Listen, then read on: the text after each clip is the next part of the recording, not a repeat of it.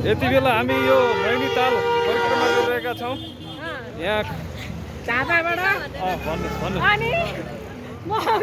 झापा पूर्व मेचीदेखि पश्चिम महाकालीका साथीहरू हुनुहुन्छ।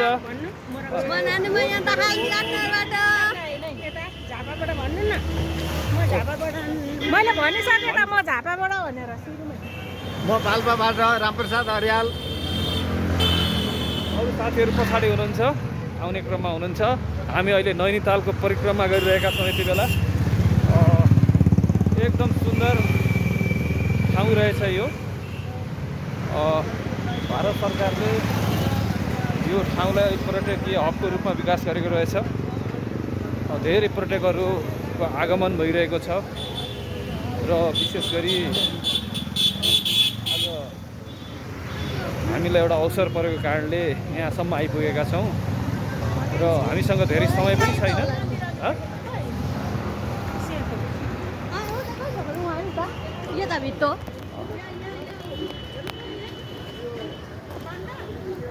यो मनमोहक दृश्यले यो सबैले लोभ्याउने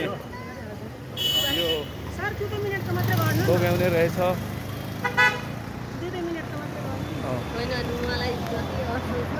हजुर ल